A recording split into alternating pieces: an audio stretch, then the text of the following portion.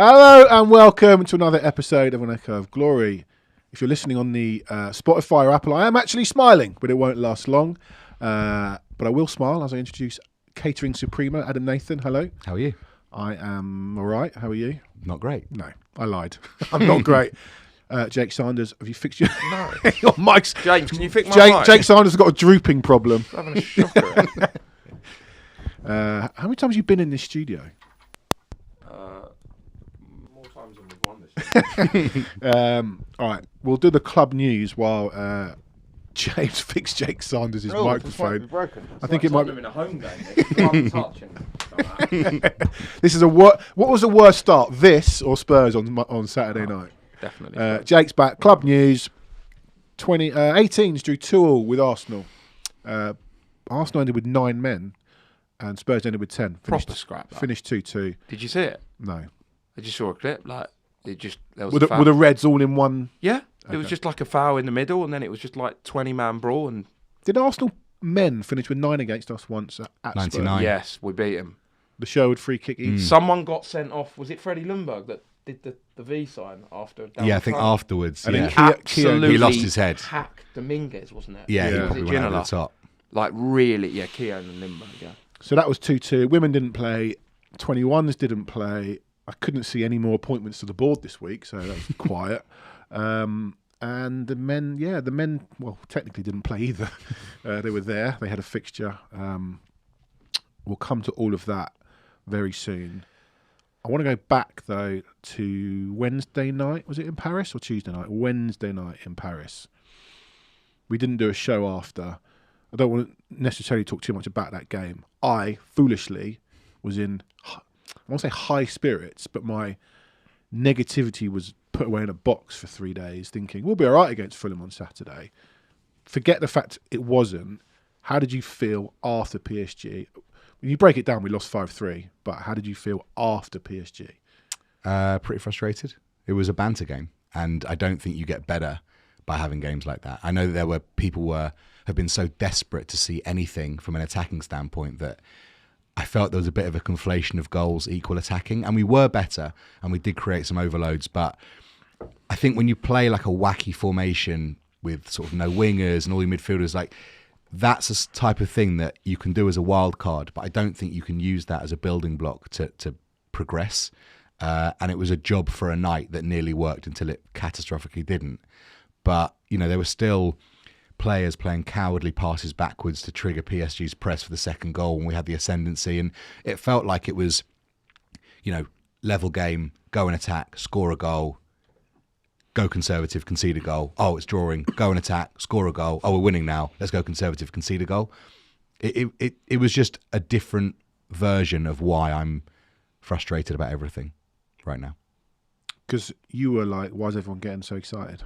I felt better than after Sunday, but I think some people get a bit carried away with the standards and the levels and what's been before. So it's like, well, we should be excited about that because Sunday was so bad. It doesn't necessarily work like that. We chucked the game away. PSG were, I don't know if it was just me, but like I was thinking the whole game, PSG, this game is there to be won. PSG didn't get out of first gear all night. They played like it was one of 8 games in a Champions League phase that they didn't really need to win. They didn't really press us, and we chucked the game away. We got ahead twice, conceded twice straight after, made a load of mistakes, conceded 5 goals 4 days after conceding 4 goals, or 3 days, sorry. And the way I looked at it as well was, yeah, it was better going forward, but the players that played in that game is not going to be the way we play moving forward. We had none of the attacking trio that any of us would really want to see in games, generally. Yeah. So yeah, it was better, and I know people will say, "Oh, it was PSG," but it almost felt like our first ever Champions League game. That's a good point. Where it was like, you know, we've played a big team away, and a bit like Inter when Bale scored a hat-trick, when we were all excited and we'd never played a big team. We've played every single big team in Europe. Like, we're like people were almost celebrating losing 5-3 against PSG when we were leading twice. I know the bar's low, but like, really? Yeah. I'll come back to you. Will Spur here says, I spotted Johnny in the stadium escaping at 90, taller than I expected. Will, did you see me waving at Thomas Frank as I walked past? I didn't give him the bird because I was with my son. But yeah, I'll say hello next time. Anyway, I agree with you. You're so right about it feeling like... But it was almost like, we gave it a good go. And, I can't even think who's been in the chat. Like maybe if it was like a Bournemouth or a Forest or even a Villa in the Champions League in the last few years, and it was like we gave them a really good go. Fans had a good laugh in Paris. We scored 3 goals, but they're the champions of Europe. We can't possibly beat them. No, we can't possibly beat them. They lost to Monaco 3 days later. They're beatable, this PSG team. How many times have we led PSG this season? We were 2 up, 2 up, 1 up. Were we 2-1 up as well? Yeah. I mean, we've led PSG 4 times this season. It's just who we are. I know we conceded a lot of long-range goals. The first goal was unfortunate. It's an obscene finish. I know you shouldn't give him that much space, despite Glenn Hoddle welcoming all these long shots for no reason. But after the second half was just a capitulation, really, with 2 quality finishes from what looks like a potentially really good striker. The first half was good. I could get on board with, but it almost felt like an FA Cup tie between a Premier League team and a League 2 team, and it was like, once you score, we'll just turn it up a notch a little bit, show a bit of quality and score. And if you score again, we'll just do the same again.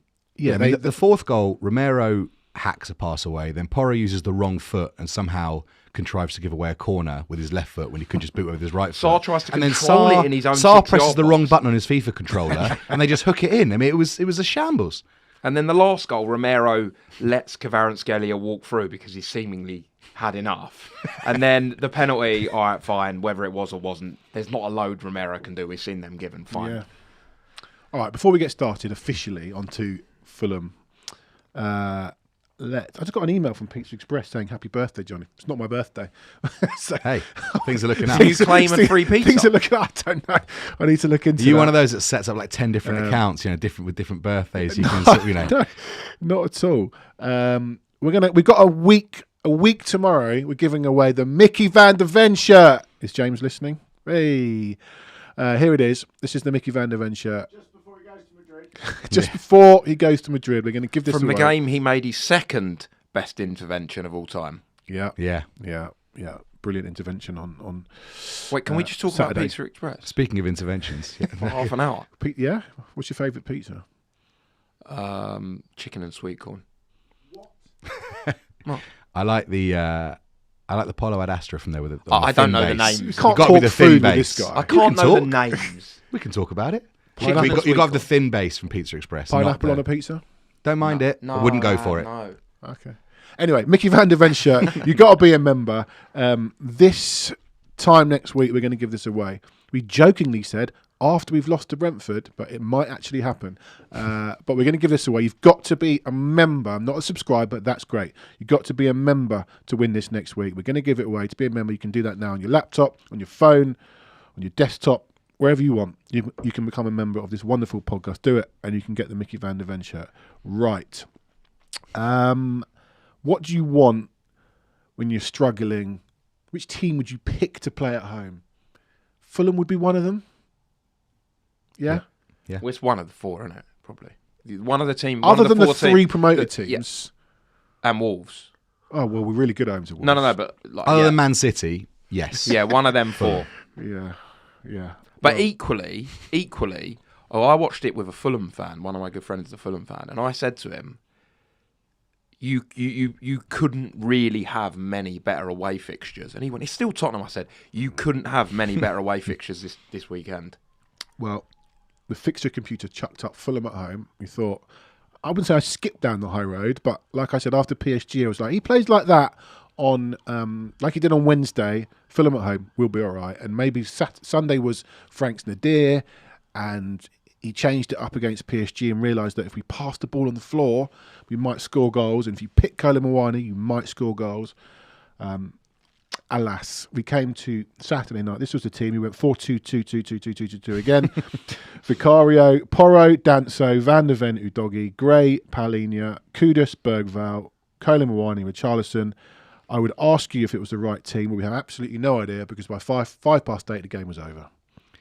So I said when we were talking yesterday that I've developed a phrase called the Frank sigh trademark, Echo of Glory, which is when you see the team that Thomas Frank's picked for a home game, you let out a very long, depressing sigh.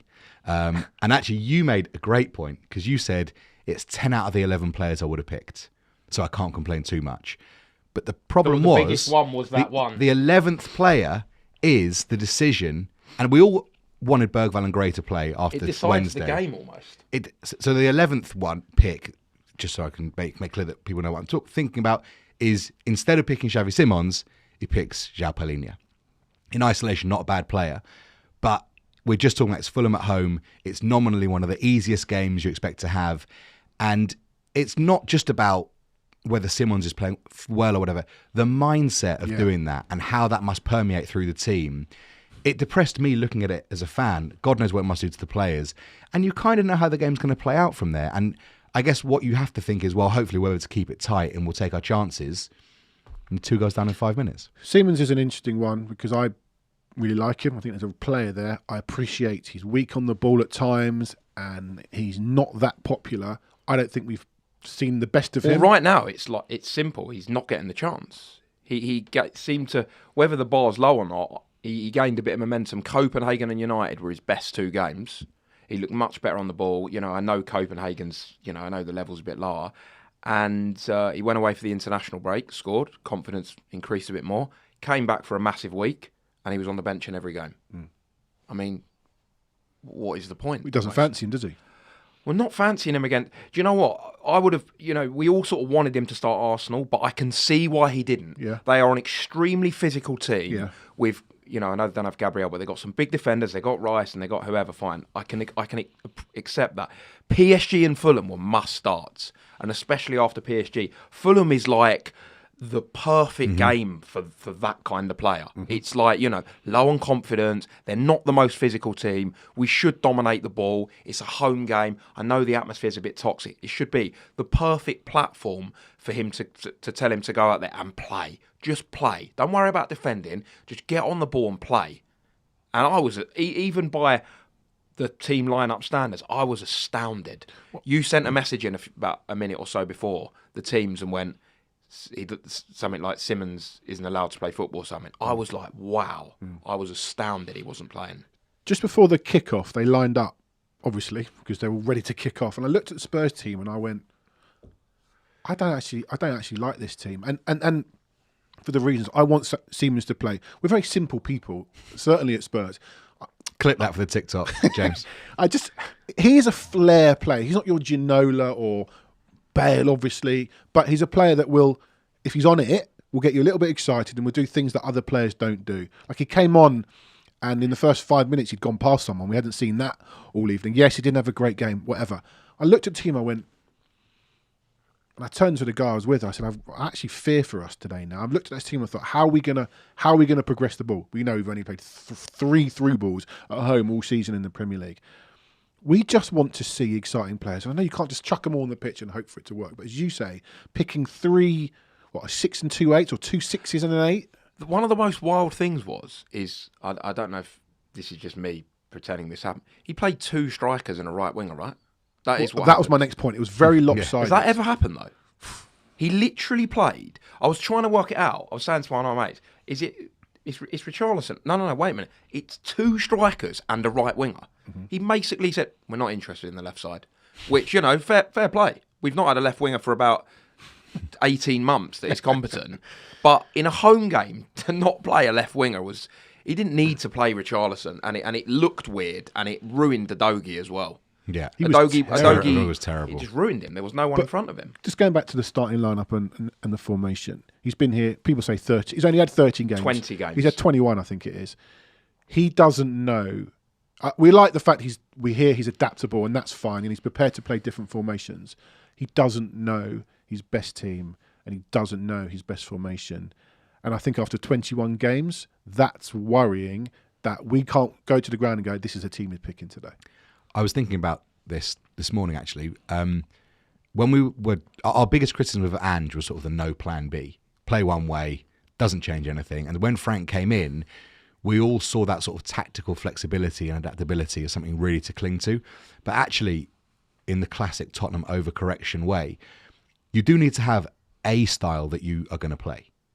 Every other game, we are just chucking what we do out and just starting with something completely different, as if he either doesn't know what he's doing or he's so focused on what he thinks he needs to do for this game that we're not actually building anything. No, exactly. We haven't created a single offensive partnership that you can think, well, that sort of works. You've got Porro just wanging it to Kudus whenever he gets a chance. And that's basically the only thing we do as a team forwards. And I just think we've gone way too far the other way of we just don't have any way that we're looking to play. And so it's all just, we won't play left winger today. We won't play any strikers this week. We won't play any wingers next week. God knows what we'll do at Newcastle, maybe 6 at the back.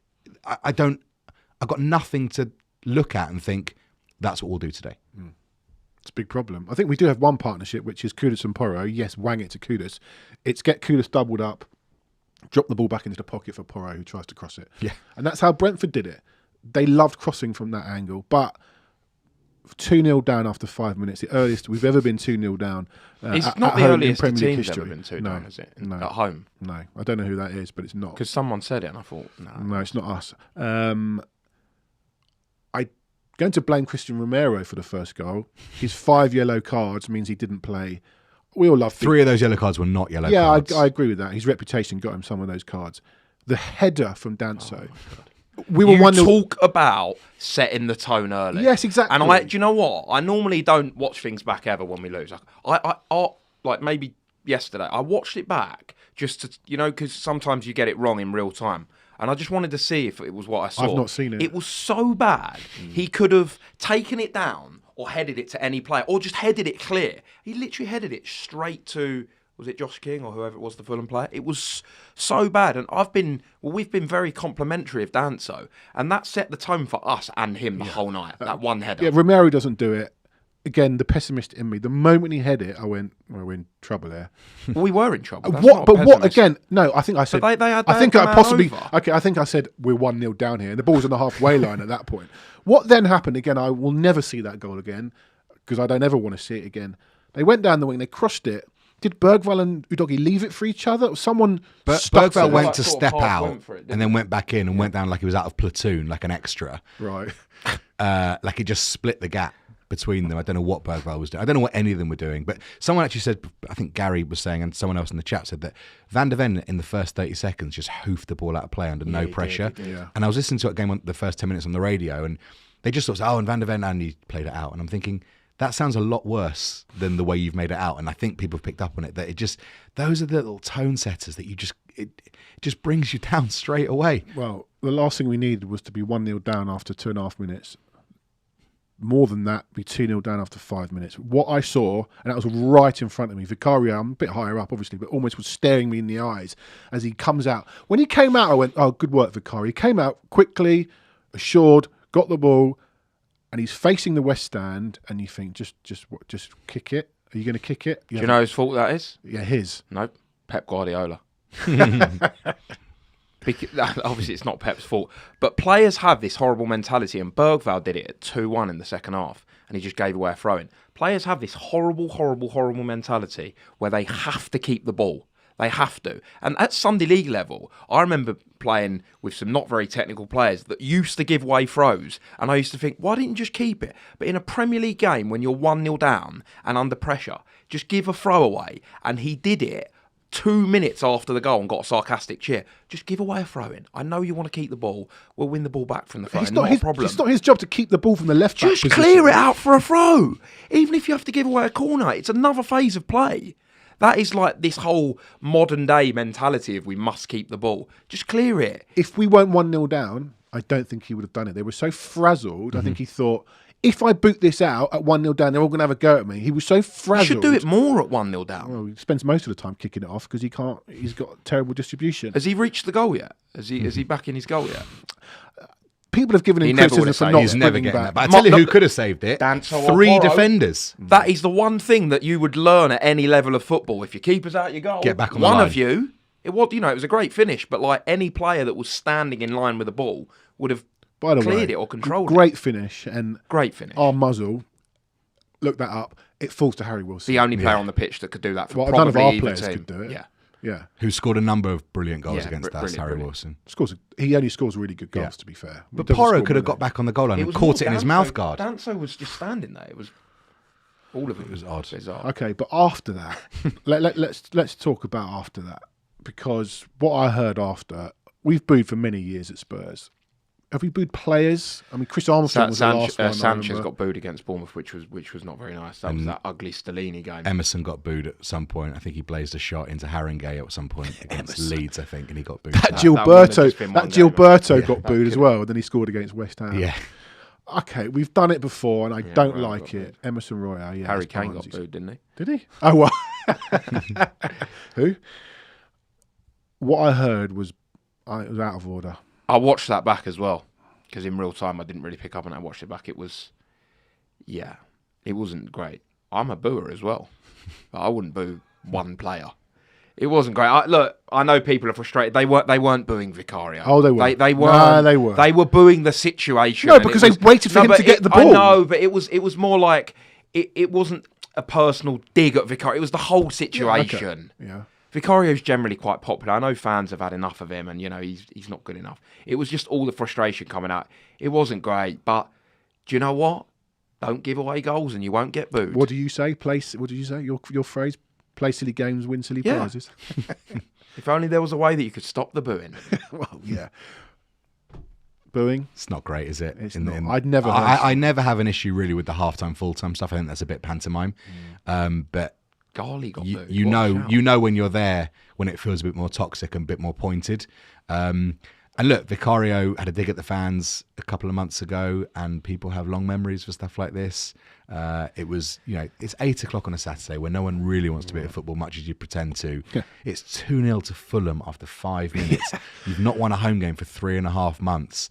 We'll talk about patience at some point. We'll today. come into it. People have their limits, and I don't think in the cold light of day that it was aimed at Vicario directly, but he was just the unfortunate guy in the way of it. Do you know what? I feel like I actually might be responsible for this being 2-0 down early. Go on I then. don't know why. I've just remembered this. On Saturday, there was no early game on Saturday, no early Premier League game. I was going out at about 1:45. I just flicked on the telly. Championship. Oh, Leicester, Sheffield United. I thought, I'll watch that. Leicester were 2-0 down after 3 minutes, right? And Leicester's quite toxic at the moment. They don't like the manager, and I thought, God, that is imagine how that feels. We're bad. I was like, I remember thinking, 2-0 down after that time. That is really toxic, and it was the same atmosphere. And then literally 8 hours later, I was like, that's how it feels. Just a point of order. Abu here says, it's gone off the screen, but Gary and Diamond is having an argument with Abu on our comments, which I like. Abu's asked where Gary is to defend his mate Frank. Gary will be here tomorrow night. There is a show tomorrow night after we play Newcastle. There's nothing I'd rather do than that show, let me tell you. No, you're in. Cannot wait for it. You're in with Jake. Give him time, Robson. You'll hear all about Jake's thoughts on the current situation tomorrow night. Jake's going to be in this chair hosting, so that's got that to look forward to. I'll be at work getting paid to watch us lose to Newcastle, so will I. there is that, and you will too. Late deadlines as well with obscene kick. Oh, won't someone please think of the journalists? Yeah. All right, let's come to the booing, and we'll come a little bit more to the second half. It was one touch, wasn't it? It didn't continue. Like, you were in the ground. No, there's a few. What, after? It didn't just happen once. And there was obviously sarcastic cheering when he booted one up the pitch or into the stands, but there was a few. That's funny, though. It lasted about 5 minutes. He did that on purpose, didn't he? Probably. If he didn't do the first one, he wouldn't have done that. Because we then heard from friend of Tottenham Hotspur, Matt Law, and Sam Wallace, they Telegraph journos, I think, that after Chelsea, the players had all got together to talk about how bad the fans were and how nasty we all are. I don't know what was said in the meeting. I didn't read the article. I don't know if anyone did.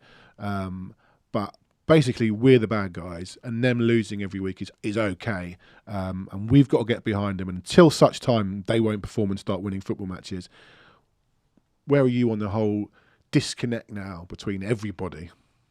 I actually feel quite sorry for the players in this because they are basically taking the shots.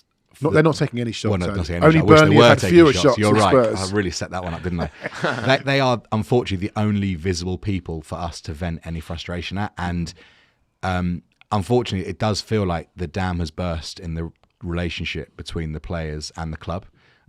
We are getting worse and worse and worse, unfortunately. And, there's various peaks and troughs, but as a general line, we are getting worse and worse. Prices are getting bigger and bigger, and at any point on a graph, if the lines aren't parallel, they're going to meet at some point, and it does feel like there's been a tipping point, and fans have started to get beyond disappointed. I think fans are now turned completely. And it's unfortunate that the players are the ones that are out there doing their job that we can see and react to, because I think really people would love to be giving this to the Suits and the Lewis family, TM. Right, but they sung Levy out. We sung Levy out for however many years. But again, you can only get to do that when the players are on the pitch, and some would say, well, don't do that because you're not helping the players. They've tried the protests. In modern football, there's no way to vent any frustration other than really when you're at the game, when the players get it, and it is turning the atmosphere toxic. It just is. Yes, win some more games, but then I don't think the manager's putting the players in a position to win games. And so there just feels like a real top-down trickle effect of just bad stuff that comes down and it's landing on the players. And unfortunately, they're the ones that are bearing the brunt of it. Is this how teams get relegated? I mean, we're fortunate we wouldn't know. Eventually. I said last year, it's seldom that teams flirt with relegation once. I got shouted at by Gary. I scrolled back. No way. Yeah, way. I sort of made one of my flippant comments that we could be Everton for the next few years here. We finished 17th, and if you don't deal with it properly, you can get stuck in a rut. Every chance we could finish 15th to 17th again, unless they sort it out. But you mentioned, Ad, in the comments, remind me in our WhatsApp, remind me about Spurs fans being impatient in inverted commas. Yeah, sorry to double comment over Jake. But, yeah, I see this a lot, that when articles happen like this, there's always the odd people who say, well, Spurs, the most, least patient, entitled fans going. I've been going for, I think, nearly 35 years now. It is, been something I will do the rest of my life. I do it with my dad, my friends. It's sort of the best thing that I get to do, and I'm so lucky to get to do it. However, your life must be bad. Well, yeah, tell me about it. But it's in 35 years, I think we've beaten Arsenal away once, Chelsea away once, no FA Cups, a number of FA Cup semi-finals that we've lost, had a couple of trophies. We're pretty patient.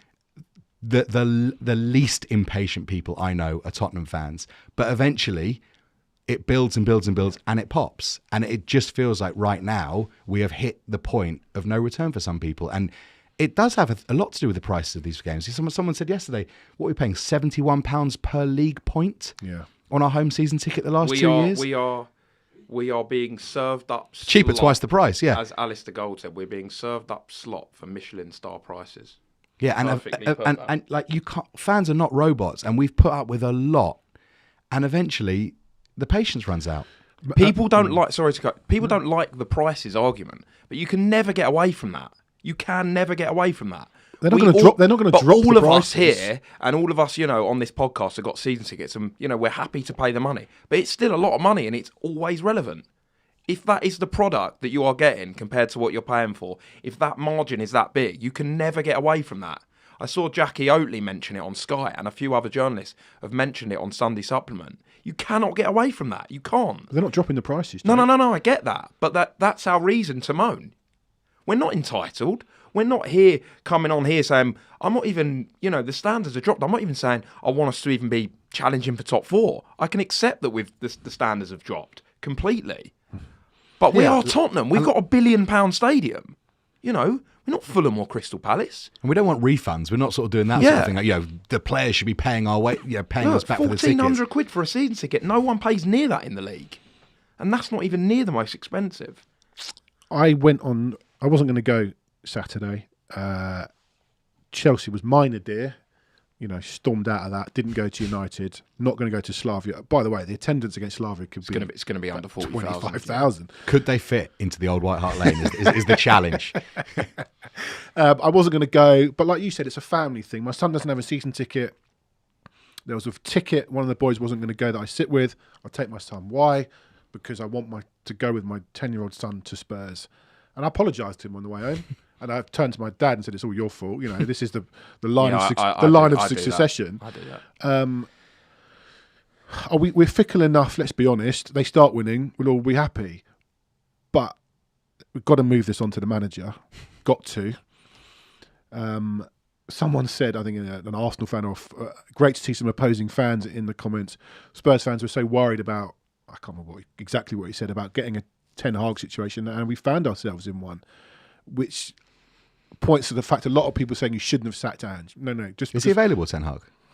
Just asking for a friend. We lasted 3 games at Leverkusen, like Ange lasted 3 games at Nottingham Forest, both pretty poor managers. People are now going back to, you should never have sacked Ange. I've had friend of the show, Dan Garb, our Australian friend, telling me all week you should have kept Ange. But why is that? Why are our fans like that? I know everyone's entitled, but they can both be not good enough to be Tottenham manager. That is a possibility. Yeah. It's not like you have to pick A or B. You can pick C and go, no, neither of them. Yeah. Who says it best? Mid-table Tommy Skunks, mid-table manager will make Spurs mid-table team. Yeah. Yeah. And there's so many different conversations to be had. Are the players not good enough?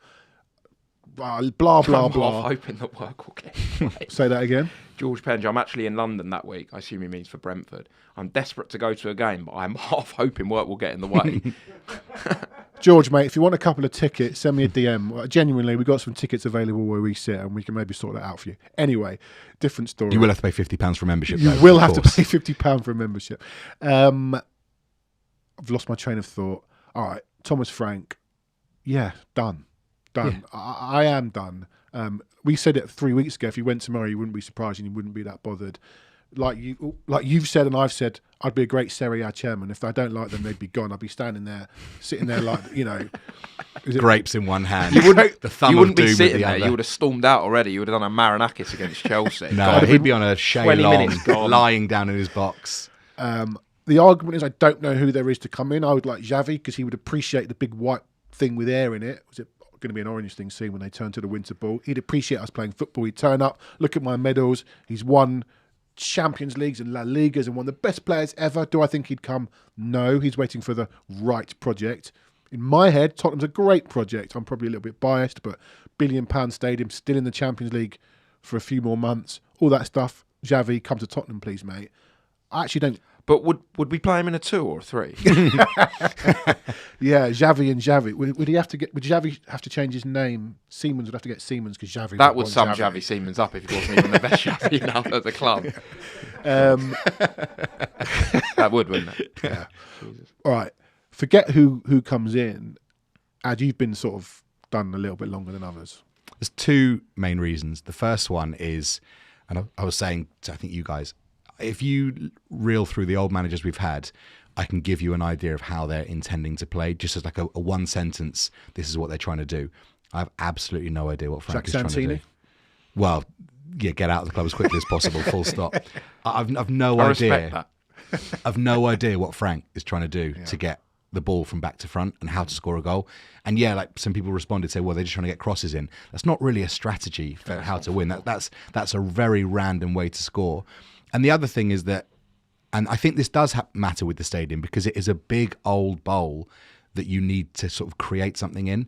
And obviously we had Pochettino, we had 9 months of Conte, who was when he was focused on the club, and we were pretty rampant at home for a long time, in that season, and we won a lot of games. From that February onwards, Yeah, we won didn't and lose. We lost 1 game. Yeah, and everyone turned up to the game ready to go. And the first season of Ange, before he started coating us off for wanting Arsenal to not win the league, heaven forbid, everyone turned up to those games ready to support the club. And I do think as a personality, Frank is just miles off the guy that to lead us. I need someone to take me on like a personal journey with the club. This guy feels like a substitute teacher, and I've just checked out. Sad, isn't it? More than anything, people keep saying to me, "How are you feeling about Spurs?" Actually, quite sad. Yeah. That you're right. He does feel like a substitute teacher. I've said all along, I was never that excited by him. I was intrigued. I'm not intrigued anymore. I don't know what he does. Doesn't know his best team. Doesn't know his formation. Flanners says I'd say worse hair. Thomas Frank is Jerry Francis with better hair. No, Jerry Francis, bless him. I've got a little Corinthian model of Jerry Francis at home as my little lucky mascot, and he's got flowing locks. Terrific. The thing that I've always been saying for quite a few weeks, I've said this to you, Johnny, multiple times, time has to be justified. It does. I was going to ask you that about people who say give him time. Look, I understand. If he'd lost the first 3 games, you've got to give him a little bit of time. 3 games is not. But I remember watching the Bodo Glint game thinking that's a worry. I actually look back on some messages. I think that was late September thinking. I was not happy from memory that night. That is a worry. And I know you sort of a bit sugar-coated, whatever. I know you were sort of strong on it was 2 points drop regardless of this late comeback. I remember thinking that is such a worry because that game came 3 days after Wolves, didn't it? Yeah. And you almost think that, I know they were still 2 poor results, but he probably would have been gone if we didn't score late equalisers in both of them games. Because all this, 1 loss in 8 or not many goals conceded. Imagine if we'd lost at home to Wolves and against Bodo Glint in his first month in charge. And I've kept saying, time has to be justified. And it was the same with Nuno. I put out a tweet last week saying, it's so similar to Nuno. It's incredible. It's so many defeats. It's all of the shot stats. I don't really even know if we spoke about XG that much 4 years ago. People weren't as excited about it. But it's all of these, stats and the worst performances against Arsenal, the worst performance the team's ever put in against Arsenal for 10 years, that was. Well, Nuno, didn't he then go to Newcastle and win? Yeah. He did go to and then Newcastle and win. he beat Villa, and then we lost to United. We lost to West Ham and United, and then he went. But only because Conte was on the phone. So if Conte hadn't picked up the phone... Well, this is the worry for me now. I always look at my 2 things that I always ask myself with a new manager is, 1, is it going to improve? No. But is there an obvious replacement? No. So you're sort of stuck a bit. You sort of try and stick with him and give him as much. That's maybe why we didn't sack Ange as well, because there wasn't anyone out there. We didn't sack Ange I know the Europa League as well. Yeah. But that is the problem. If you only get one of them questions answers that you want, if you don't have the other one, it's like, are we just going to sack and get in an interim? For me, the Give Him Time crew are entitled to their opinion, of course, but they're the same people for me that were 3 weeks ago saying we're 5th in the league, we're unbeaten away from home, we're unbeaten in the Champions League. Eventually, you're none of those things. And let's be honest, well, we knew this. We knew it was coming. Of course, we did. When we looked at the fixture list, we looked at November and went, of course we did. We're going to have to be in a good position. Actually, we were in a decent position in the league, but again, we're good away from home. No, we're not. Away results are good. We've had little moments of What's the opposite quality. to the cream rises to the top? Is there an opposite? Because that's what's happened. Yeah. Eventually, if you keep performing that badly in September and October, once November comes, it's going to be proofs in the pudding. Jake, I agree with Gary Diamond, friend of the show. There is an obvious replacement. But why would Xavi come? Well, did he manage Barcelona? Yeah, he did, yeah. Why would he come to Tottenham? Well, what's he waiting for? Our stock is as low as possible. What's the he waiting Spain for? job? Maybe. The Man United job? The Chelsea job? Not any job but the Tottenham job? Yeah. Look, I hope he comes. He'd be great. He'd be really good. Just going back to Saturday, we were started the second half all right. Actually, we had a half a chance in start of the second half. Koli Muani had a volley blocked by the very wide Calvin Bassey, and I was like, the glorious first 35 seconds of the second half against Fulham. But they carried on, and they got back in the game. Good strike from Kudus. Goalkeeper was terrible. Should have saved it. And he had, as he always does, he has subs waiting on the sideline. It's like when you play at Power League and you're playing like a league game and you can't come on until there's a goal or the ball's gone overhead high. And you're just waiting and you're waiting and you're waiting. And you're like, can someone boot it up in the air? He won't make subs when we're in possession. So if we win a throw or a corner or whatever, or a goal kick, won't make a sub. He'll only make a sub if they're in possession. He'll bring on a sub. We score and he makes 3 subs. I'm no Premier League football manager. I'd have told them all to sit down. It's almost like he didn't have the balls to go, oh, sorry, we don't need you. We were just got up, and it wasn't quite Sheffield United, Spurs are up, the crowd are up, but the crowd were up. We scored. It felt like a goal was coming, and we were up, and everyone was in their zone at that point. He took off Gray, Paulinho and Richarlison. Richarlison was on the other side of the pitch. They made the sub with Fulham with the ball on the spot. Went, me? And it was a little bit weird. There was a couple of boos because what do you want? I don't like Richarlison. It was maybe the one time you might want Richarlison to play. All you're going to do is swing in crosses for the next 35 minutes. Like we've been doing for the first hour. For the first 20 games. Yeah. And you take him off. Fulham must have gone, wow. Because Koli Muani's good, and I think he's a really good player. He did have a good header at 2-0. He had a good game. But he's not. He was fine. He's good. He's really good in the box, comes alive. But nearly scored an outrageous goal as well. He was very unlucky. The header. Won the ball back in the 6-yard box and then flicked the flick, yeah. Just like off the post, past the post. Bizarre, and I don't know. I don't know what's going on. I don't think the players are... Van der Ven looks angry.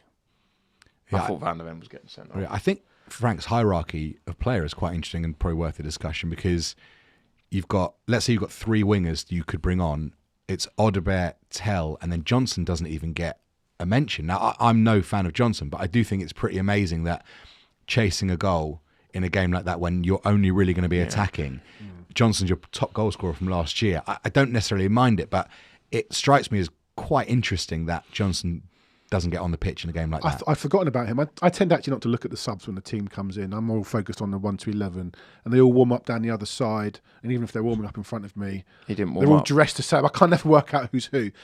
He trotted back after all the subs had been made, and I'm like, oh my God, our top scorer from last season, who he supposedly wanted to sign 3 times, can't get on the pitch. Pretty mad, that. Where do we go from here? I know Newcastle away. I've often wondered, I have been wondering if Miss Lewis, you disagree with me here, Ad. I think this is a big. I think this is a big 2 months for the new hierarchy and all their new board members. Possibly there's too many cooks. Langer is probably a mate of Frank. Could be saving his job right now. If Frank was Levy's man, it might be quicker out the door for Frank. What do they do in this situation? They've got complete disconnect between everybody. Lose to Newcastle, lose to Brentford. He's gone. Categorically gone. Or do they think, hang on, you've only had one window, mate. You get another one. Because plenty of people are out there saying, don't give this guy another penny. No. Do you think they gave him the pennies in the first place? Because I don't think he signed Xavi Simons. Well, he didn't sign Xavi Simons. It's Not a quite chance. clear. Quite clear. If you'd signed him, you'd be picking him. I said that a couple of weeks ago and got shouted down by people saying, well, you signed him. Clearly not his man.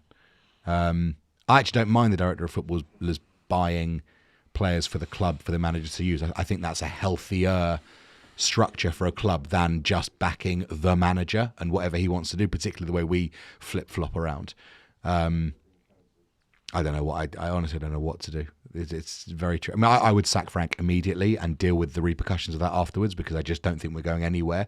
And someone said, well, you've got to let a guy build something, but there's no point building the wrong thing or building something without foundations, because there's nothing to this worth clinging to, in my opinion. But I think they will take the sort of football approach of, unless you can replace, you don't get rid. We've lost 49 goals and 40 assists from last season in terms of Son, Solanke, Kulu, Maddison and Kulu. How much do you put all of this down to that? You know what I'm like? I never really liked the injury argument. I know that it would help a lot. Sitting next to the right person. Well, I never have that much sympathy for managers. The one manager that I had some sympathy and I was so hard on him, was Ange, because that one period was unheard of. I know everyone seems to think that we had 25 injuries for the whole season. We didn't. That sort of December, January, February was unheard of. I can't sympathise with Frank over injuries when he's able to put out a front four of whoever on the left. Xavi Simons, clearly a quality footballer. Mohamed Kudus was one of the best players in the league for the first month. And Colin Moani, who's played for PSG and has been bought for 80 million. I can't sympathise with you when you've got that available to you. It's not like, we're being forced to have Johnson, Richarlison. We've got quality footballers, international footballers for France, for Holland, We've got our fully fit back four out, and all the centre midfielders are fit. I completely understand that. But what we're going to do, sit here and sulk and go, we've got every loss, we've not got Maddison and Kulu. Kulu was rubbish for the last 4 months of last season, and Maddison's out for the whole season. Yeah, it would help. But none of these injuries have been a surprise. Maddison got injured early about July. this. Solanke didn't go on tour, so they've had the whole summer to deal with. And they obviously knew Son was going. That doesn't sound like it's a big surprise. He did a lap of honour by himself after the Brighton games. He was clearly going. So they knew Kulusevski was going to be out. They knew Maddison was going to be out. They knew Solanke was out. They knew Son was going. They tried to buy Gibbs White before Maddison got injured.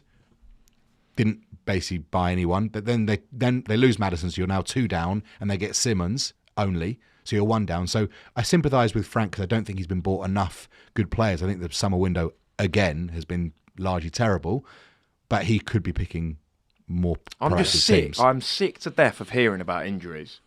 It's like we're playing at, without them 4 players that you've taken out, right, one of them left, we're playing at, 50%? So we're going to get a 50% refund of our season tickets, right? Is that what we're going to get? I'm sick to death of hearing about injuries. It's pathetic. Get on with it. We've spent hundreds of millions on footballers, and we've got they're all on the multiple bench. 50, 60 million pound footballers in that squad. fans should be sick to death of hearing about it. Thomas Frank should not be defended for some injuries. Get on with it. Yeah. Would you like some stats from Saturday? Oh, yes. You're going to get them. If there's anything I wanted more, it's some stats. 10th home defeat of 2025 in the Premier League. This is now our joint most home league defeats in a single calendar year in our history. We also lost 10 in 1994 and 2003, which I don't remember. I think in 2003, was that not the season where it was one of my first years having a season ticket? We lost 6 in a row, then won 5 in a row. Don't remember. Not at That was home. when David Pleat was manager, right, in 2003? No, just across all comps, which pretty much just summed us up in early 2000s. What date was it in 2003? I don't know. It just says 2000. It was Glenn Hoddle into David Pleat. Yeah, I think it was. We lost to Fulham. Did Yeah, Barry Fulham Hales? sacked- Yeah, Fulham Barry sacked Hales him. and Fulham Southampton. sacked him. One of those games. No, it was Southampton. I thought it was Fulham. But Yeah, it was I was. Southampton. I'm the same. I get it the wrong way around. One of Yeah. those games where I can't remember either Southampton or was Fulham. awful. I went to watch Worcestershire in the one-day cup final against Gloucestershire. Worcestershire lost so heavily that I could have made it to Spurs in time to watch that game, which I think was the Fulham game. Barry Hales. Couple of other stats quickly because we're going to speak to a Newcastle fan, Mark Douglas, very soon. Not fan, reporter. Oh, it was over 2 seasons, that. Right. Oh, no, it wasn't. Ignore me. So it was in 2003. We've lost 4 consecutive home London derbies for the first time in the Premier League. 2 to Chelsea, Palace and Fulham. We're averaging just 9.5 shots and 3.2 shots on target per game in Premier League this season. Both of those are lowest average on record in a single campaign. On record with Opta means since 2003. Meanwhile, only Burnley, in brackets 9, have posted an XG total lower in more Premier League games than Tottenham this season. We've done it 8. This is why the team gets booed off, Mr. Porro, because we're fed up. Yeah. Absolutely fed up. It's not unreasonable for fans to have sort of a baseline of expectation, and I don't think it's unfair again to say that we are miles below your worst case scenario for what you'd think for Tottenham. Could we finish 17th again? Yeah. If you can't win at home, you're not going to keep winning away from home. We've already lost. We've had Bournemouth, Fulham, We've got hard home Wolves, games. Well, this is it. Villa. I mean, these are games that you'd probably think, well, we'll get some points there. Yeah. Yeah, I, on the way back on Saturday, I was looking at the games we've got left at home. You know, you look at your free hits. What are your free hits? Fulham should be, with respect to Fulham, but you know what I'm saying. Fulham should be a free hit. Wolves should be a free hit. We've had Burnley already. We've had Burnley. Villa, we've had a decent. Villa are not the greatest travellers. Leeds is the only home game left that you genuinely say you could be remotely confident about. Genuinely. I've had a donation. We've had a donation from, I can't quite read the name, but James, $5. $5, is it? Is it Aussie dollars? God. At least Andy's can have it XG back. was crazy. Look, you know, Ange won us that trophy, and we've said it before. He was out of his depth with the right philosophy. Frank's out of his depth with the wrong philosophy. James, we need some batteries. James, can you bring him some batteries for Ad? He's got no batteries. He's not here though. So He'll be here in a second. Mark Douglas has just said he'll be here. Wolves, 1 away goal all season. Where was that? Yes, that Spurs. Hang on, Is it Jay, hang none on, of Jay, you hang on. guys? Let me get my stat away. I got carried Yeah, away. he's got batteries. Wolves, 1 away goal all season. Where was that? Bournemouth, 1 away win all season. Where was that? Yeah. Villa, until they beat Leeds the other day, 1 away win all season. Where was that? Fulham, 1 away win all season. Where was that? Answer? On a postcard. Yeah. Go on. Is it Chris, 1962? I mentioned this, didn't I? Chris says, is Every any... time they bloody show Frank, he's writing stuff on his balls. It's like taking the mickey out of us. Don't What think- is he writing down? It doesn't say pass forward on floor. I can be sure of that. We're going to talk to Mark Douglas, a Northern reporter, about Newcastle, but I also want to get his thoughts on, from an outsider looking in about Spurs. I said, what do you want when you're in a rut, Fulham at home? What do we want when we're... On a midweek Wednesday, Newcastle on a midweek away. in December. By the way, I'm not here to criticise the Premier League, but it's really hard on fans, that, isn't it? Don't get him started. Midweek games should be an hour max. If I speak, I'm in big trouble, and your pod will be in big trouble, and your employment will be in big trouble. So But yes. do you know what? Ironically, I'm actually just thinking of the fixtures. It's not actually just us this week. Chelsea have got Leeds. West Ham have got Man United. I know Newcastle's further north. Could all be but, like, playing each other. What in is London. that about? It doesn't even need to be London, Who have Derby. Arsenal got? I assume they got Home what? to Brentford. They Home got- to they got Doncaster. Celtic away or someone like that. Right up. No, home to Brentford. Yeah, it's absolutely ridiculous that happens. It's absolutely nuts. Brentford will do a nice, rest everyone in time for their big game on Saturday. They'll get thumped, then they'll Yeah. beat us. Well, it struck me again this weekend. We are behind Brentford. Well, you said it, didn't you? You said we should not be behind Brighton. whoever. And I was like, yeah, we also shouldn't be behind Bournemouth, Palace, Fulham, Sunderland. Tottenham Hotspur should never be behind those teams. Yeah, and you're sort of fledgling league table after 5 games. Once you hit November, December, no. Even Liverpool are ahead of us. That's how bad it's got. Here he is. So, Mark Douglas, a Northern reporter for the iPaper. Are they a rival, Jake? No? Everyone probably sees us as a rival for some inane reason. No, I was talking about the iPaper and the Sun. Oh, the iPlayer. That still works. Who are your rivals? Daily Mirror. What? You've gone quiet. You're not allowed to say anything. It was too loud, I couldn't hear it. I think Mark is with us. Here he is. Can you hear us? Hello. Hello. Thank you for joining us. We say this quite often. It's therapy time. Can you lift the mood? I don't know. Was he still there, James? He seems to have gone. Pardon? He's gone. Don't blame him, to be honest. What will be longer, his time on the show or our time at 0-0 tomorrow night? I knew you were going to say that. So I was thinking this as well, Ed. Obviously, Spurs do these things in clutches. It's like London buses. 2-0 down after 5 minutes on Saturday. You wouldn't be surprised if that happened again. No. I can't ever not think of, right now, the Mick McCarthy meme. It's surely, like, you think, like, the home games, it surely can't keep going A on. reporter asks him, it can't get any worse, can it? It can. It genuinely can, though. You'd normally say with a normal functioning institution that sometimes it would just end and you'd think it won't get... We could be 5-0 down at half-time on Tuesday. It wouldn't shock me. We're going to get so many comments this week. I was going back through the comments from the other night and someone was saying, you lot are so negative. You're not real fans. We are. We are. You can support football clubs how you like. We won't be 5-0 down at half-time. But we are. He's back. Let's try again. Fine. Thank you for joining us, Mark, Northern reporter for the iPaper. Obviously, we're going to have a little chat about the game tomorrow night. But before we go on to Newcastle, I just wanted to get your thoughts of an outsider looking in on Tottenham Hotspur at the moment. Well, be nice. I've got to. I think I'm trying to be nice. Yeah, It's hard. To be perfectly honest, Yeah. So I've dealt quite a lot with Brentford in the past, and I was always a huge fan of Thomas Frank, and believed that he deserved an opportunity at a Big Four club before this summer. And I was talking to my friends who covered Manchester United and actually proposed him for the Manchester United job when Amorim got it, because everybody that I spoke to at Brentford said the guy's got personalities. Management wise, he's absolutely first class. Tactically, he's really up there, and he's somebody who helps teams overperform.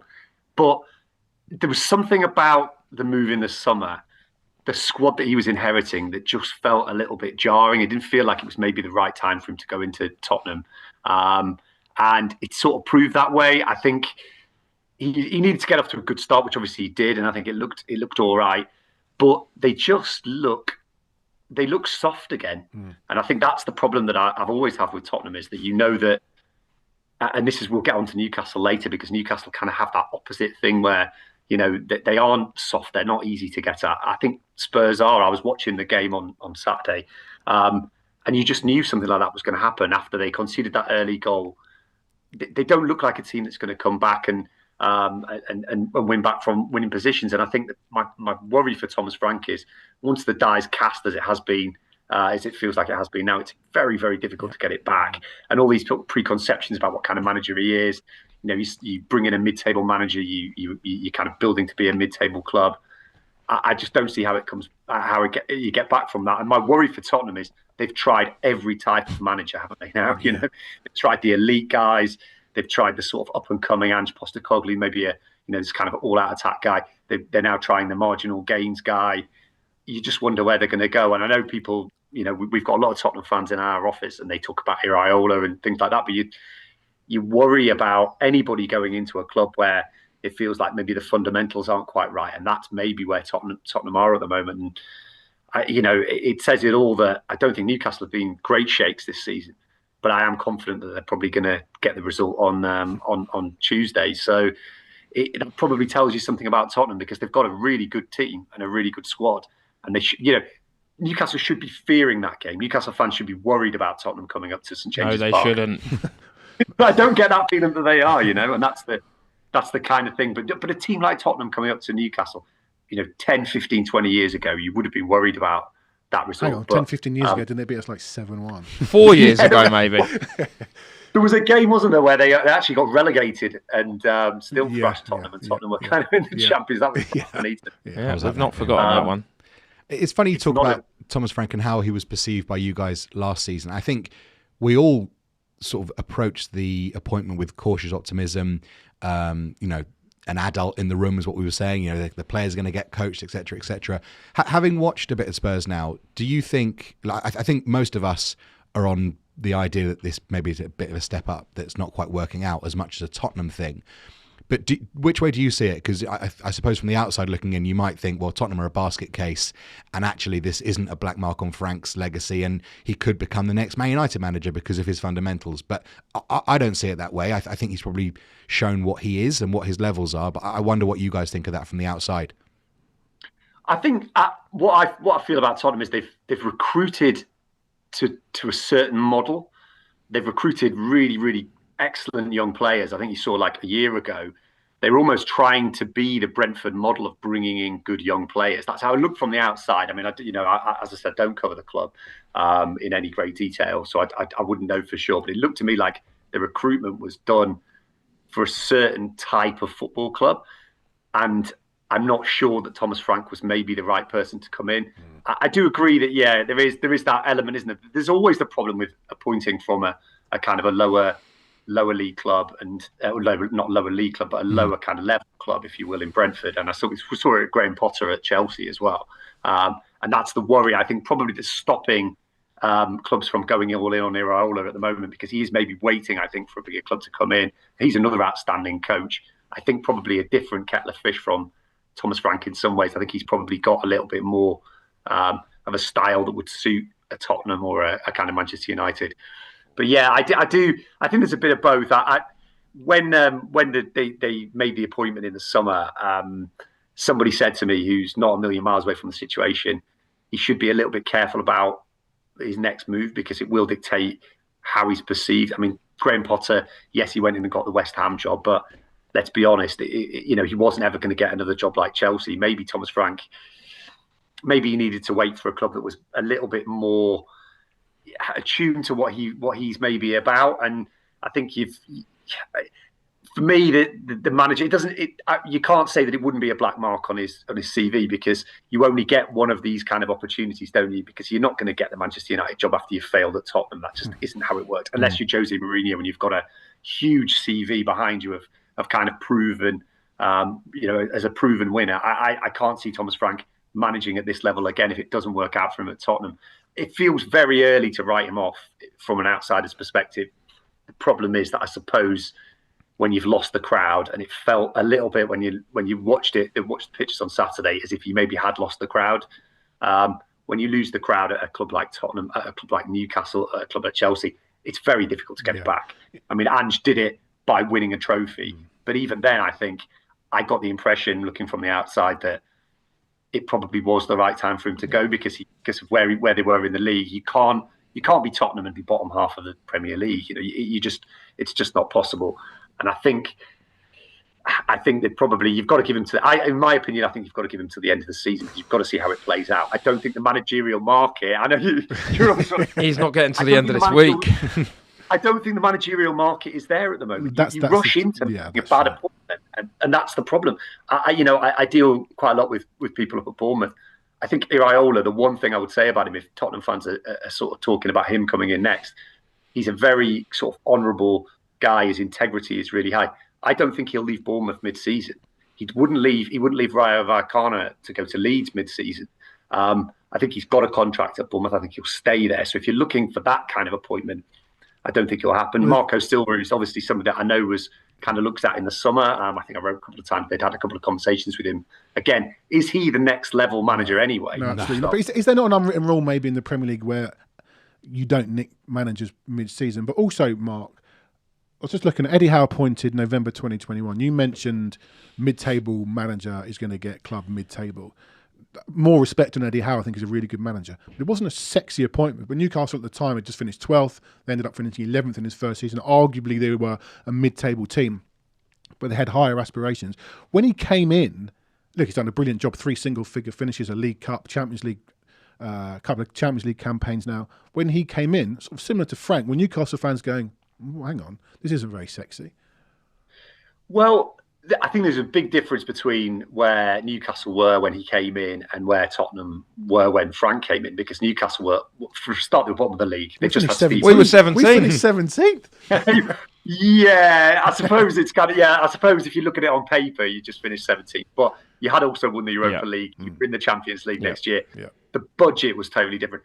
I think there was an element of, it was so unknown what was coming next, because the takeover had just happened, and there was a feeling. I think he did get a chance because he came with such good references from Bournemouth, and there was very much like, I actually spoke to somebody who kind of worked with Eddie Howe extensively, and he said, look, he's the next.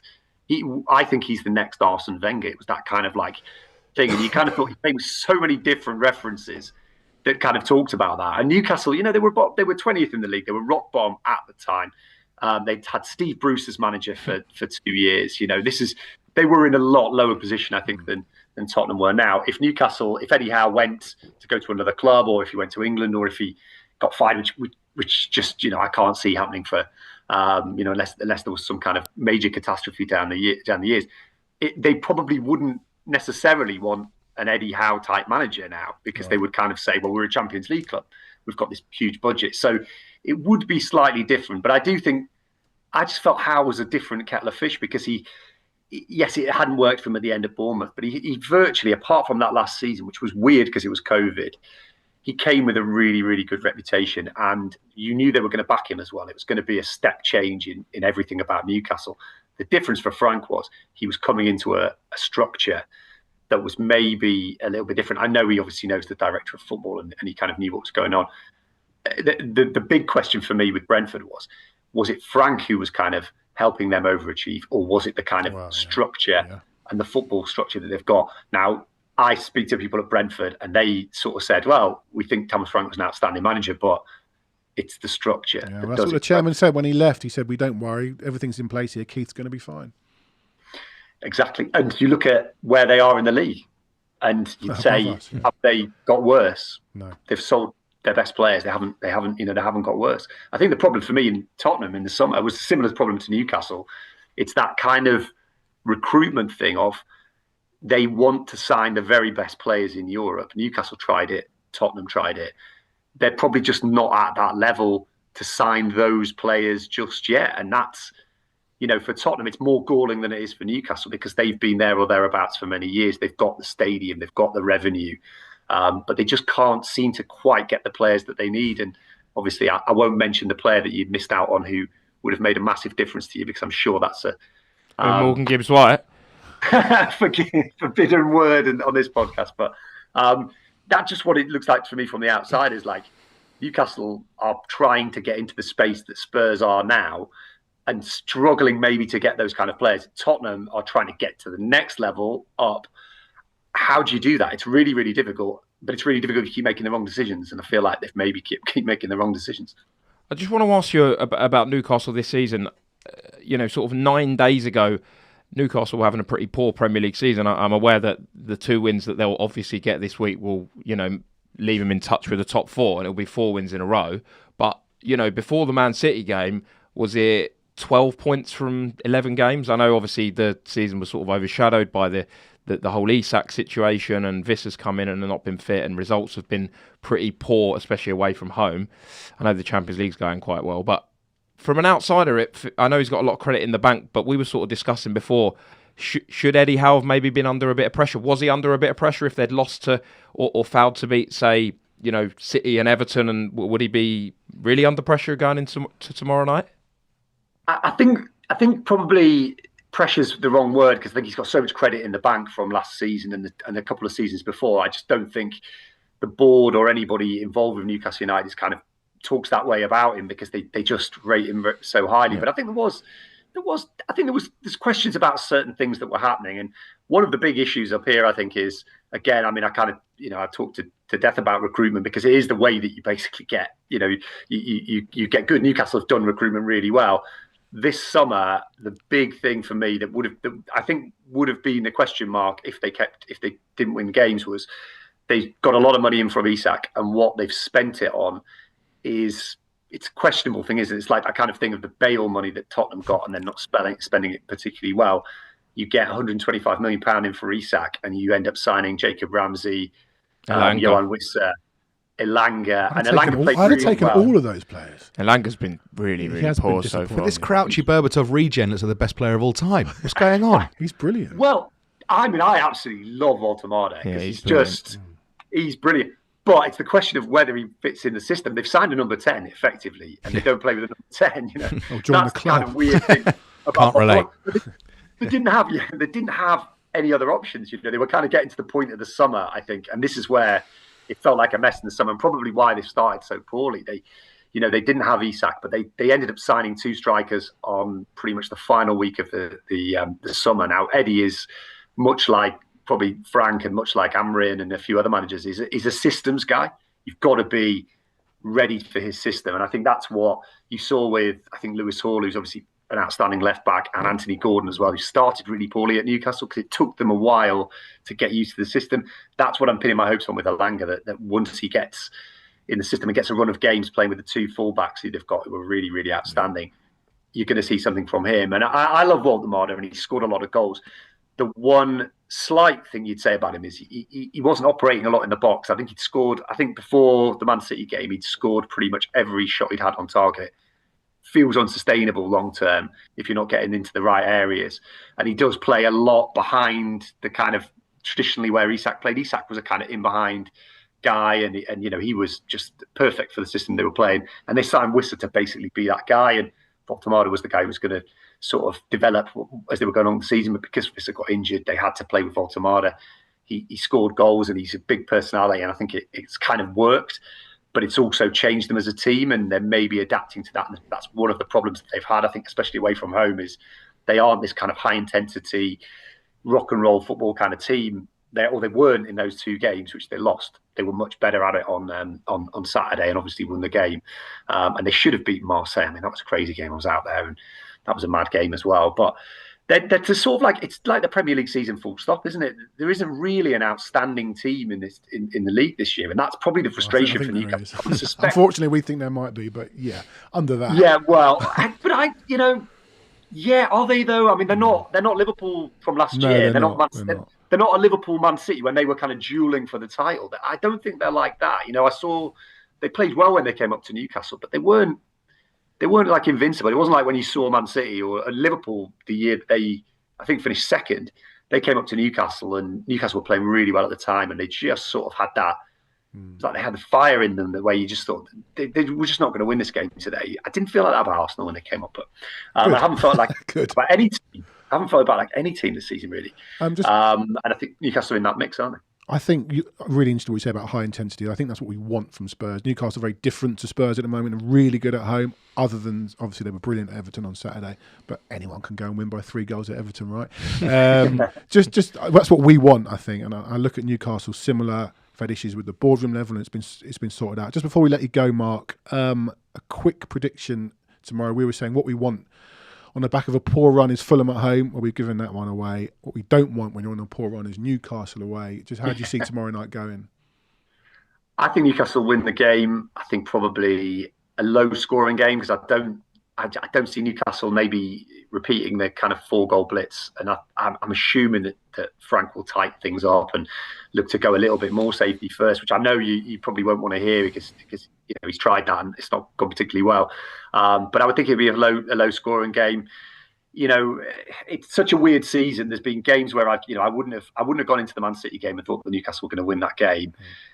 They've gone into other games this season and haven't performed. So they still are inconsistent, and you say it's going to be 2 wins, but Newcastle have got a massive season-defining 4 matches coming up, and this is the one. I think these 2 are the ones that they have to win because they have got a lot of ground to make up on the top 5. So I'm going to go for a Newcastle win, but I'm not quite as confident as maybe I would have been when Tottenham turned up in previous years, where you kind of feel like, it's Newcastle, it's at Newcastle, it's Tottenham. You kind of feel like, well, this is one of those games where you feel like it's probably one of those that Newcastle expect to win, just because of the history of it. But I'm not that sure. The teams that kind of come wounded to Newcastle tend to kind of perform a little bit better, and I think they'll be better than they were in the League Cup game earlier in the season. So it should be interesting. Newcastle will be knackered as well. They've played a lot of games. I know Spurs have got Champions League games as well, but Newcastle got a smaller squad. We lost in France as well. Oh, Mark is trying to be nice. This is so lovely. You can come again. You've really taken to the brief, and that's pure class. You're trolling us by making it This feel is like the we most might only lads, lose by this one is the most tomorrow. lads it's Tottenham game there has ever been. Yeah, look, one of our comments here, I'll be amazed if Newcastle don't get 4 or more. We're going to get criticised in our comments after this show for being too negative, but there's nothing to cling on to. And like I keep saying, Newcastle away could just... Maybe they'll surprise us. Spurs don't really surprise us that much, but maybe it starts Tuesday night. Mark, thank you so much for joining us. Really good to have you on and hear the thoughts on Newcastle. And maybe you're right. Maybe we'll turn up and surprise you. Who knows? But thank you so much for joining us, Mark. No problem. Thanks a lot. Cheers. Mark. Thank you. Thanks. Interesting to hear someone say that Newcastle, who are rock and roll at home, might not fancy Spurs at home. No, the idea of tightening up, I was just thinking we could do with a few more defenders on the pitch. So that's good to hear. That's how we might approach this game. When does Spurs surprise you, honestly? When do they surprise you? When have we gone to a game and been a little Someone's gone, I wouldn't be surprised if we win, and then someone's gone Newcastle 4 up at half-time in the comments. Have we gone... When's it been really bad and suddenly we've gone away and gone, bloody hell, didn't see that coming? Not really. Ever. I can't think of a result. If you can't, then we're in trouble because you remember every game. Surprise result, like really, sort of this kind of mindset going into an away game, and then we're like, wow, we actually won that game. Never. Because all the good wins were when we were doing pretty well. Maybe Everton, I guess. I was convinced we'd lose at Everton a few weeks ago, but it's Everton. We were like nearly favourites, weren't we? I do think we're a bit of a club where like fans will say, well, you never know with Tottenham. Well, wouldn't it just be like Tottenham? But I can't see that at all. No. But the good news is you're going to be here tomorrow night, whether you like it or not, to review it. Is there any score that you will allow me to swerve the podcast tomorrow night? 1-1. Feels a bit pointless. It will give Frank till the weekend. 0-0. No, I'll let those two. 0-0. Oh, no, I'll let those two do it. 0-0, you don't have to come in. No, draw. Okay. Because I know it's not going to be 0-0. Oh, for goodness. When was our last 0-0? Monaco. In the league, about a sorry. month ago. In the league. We've asked this recently, haven't we? Wow. We've not had one ages ago. We've not had one at home in the league I since think- Wembley. This came up recently. I can't remember. I'll have a look. It's Carry not- on talking. I'll look. It's not in the last 2.5 years. We didn't have one under Ange. Didn't have one under Ange. Anyone know the last 0-0 draw in the Premier League? Can anyone tell us? It was away from home. Who But was- on Pilch 58, who seriously criticises you for negative comments when we've won 3 home league games in a year? We do get it. We get it. We get people telling us you're not real fans if you People don't don't give want them to. People time. don't want to listen to negativity, right? And so I do understand that we maybe come across as on the more dour side of things, but I don't think we're being completely unfair. I hope we're not. I mean, you'll tell us in the comments, but I'd like to think we're trying to, say it as we see it, and I don't think we're being overly unreasonable. Although we are perhaps on the more negative side than we could. Yeah, look, be. we could have had Jake and maybe Gary here, not to take the mick, who may have different approaches, and you can support how you want, but Well, Gary thought we were brilliant against Paris. found and it, that's by the way. perfectly fair to think that. Our last 0-0 draw was against a Mr. Thomas Frank. Oh, I think I was there. Brentford 0, Tottenham 0. April. It was Harry Kane had a bicycle kick late on, which maybe nearly went in. I don't know if you've ever been to the G-Tech, but when the sun is at the wrong angle and you're in the away end, you cannot see a thing. It's an And that's what we had. under-21s third place playoff ground. Yeah, it's awful. It's awful, multicoloured seats. so anyway, and one more stat before we leave. Tomorrow night, Newcastle away is the 100th game since Antonio Conte left Tottenham. How many we lost? Like 15, 20?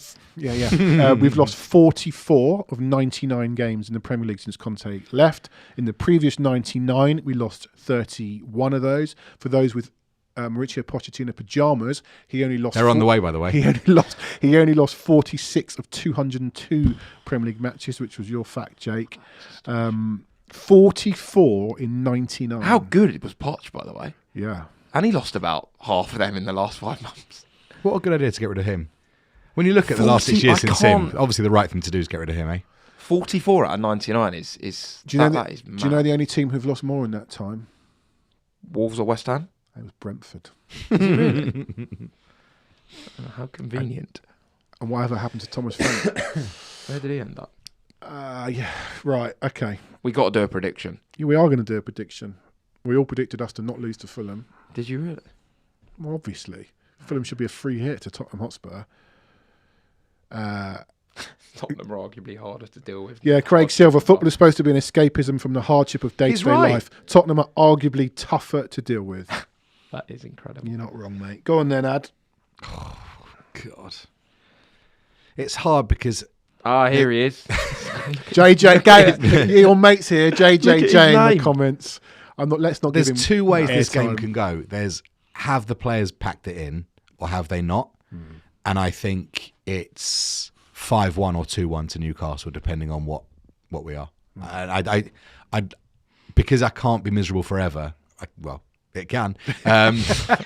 Just the greatest ever, that. I'd like to cling to the idea there's a shred of pride left and a collective that will make it only a 2-1 defeat. 3-0, I reckon. After how long? 90 minutes. Oh, 90. 3-0. Say 19 minutes. The hardship of We'll daily get life is now an bullied. escape We'll from get Spurs. bullied. We won't lay a glove on them. I think we lose 2 or 3. He'll probably hang Javi out to dry and play him against the most physical midfield in Europe. I was thinking that Saturday when he didn't line him Classic. up, he'll line him up against Joel Linton, Tonali, and whoever else they've got that's 6'7". What you say about Spurs players jacking it in, I think we might see tomorrow night whether it's that sort of Stellini game. They really where chucked Lloris it in didn't that want to day. come out for the second half. He was injured. Never played again, did he? Never played again. You look at someone like Kolo Muani, who's played at PSG and Juve and wanted to come to Tottenham and play in the Champions League and big stadium, all that stuff. He must be looking at this going, what have I joined? No, he must be looking at it thinking, this is great for me because everyone else is shite and I'm managing to look really good, which is going to get me a great move in the summer. And he's living in London. Yeah. Don't feel too sorry for him. All right, so that's it. We're done. Don't forget the Mickey van der Ven shirt will be given away next week. You've got to be a member to win the signed Mickey van der Ven shirt with all the Europa League paraphernalia with it. James hasn't cut to the wide, which suggests he's not in there He's anymore. not in there. So I'm going to have to possibly end the stream, but I don't know if I've got the button. Hang on. Let me reach over it. I don't think I have got the button. Should we keep talking until James comes back? Yeah. Someone can filibuster. Yeah. You're going to have to go and find him. Seriously? No, we're all just going to walk out now and leave the stream on. But we will be back. Is it actually not working? No, I haven't got a button here. I don't want to press anything. James? No, he's not Are here. the listeners going to get Echo of Glory uncut? The stuff that gets spoken about but behind the mics. That's Yeah. fascinating. VDV shorts we're selling apparently now. Last chance to get VDV shorts. This is going to make for great interesting. broadcasting. I'm just going to message James. I need to end the stream, please. Anything else to talk about before we go? Did we do everything? We didn't mention. I just saw someone comment it. The women's League Cup draw. Oh, Man United away. He's back now. No. No, the cheap dig at Tottenham. Classic. Well, yeah. It's pathetic. I don't. Yeah. Oh, what do you think of Tottenham? Someone said to me that they were laughing at the Spurs women's team. No, they were laughing at Spurs as a whole, and this is what we've become. Yeah. And we are, as you said an hour ago, a banter club, and I'm bored. and I'm bored of that. You wouldn't think we won a trophy this year, would we? Well, yeah. Well, I think, Someone did say in the comments. yeah. Anyone remember celebrating around a bus a few months ago? I mean, You probably don't. You were so pissed. a discussion for another time, but could you actually imagine if we didn't win that final where we'd be? I'm not sure I'd be able to go ever again. Hang on. We did win, and I don't want to go over again. Yeah, that is true. All right, James is back. End the stream. Press the button. Bye-bye.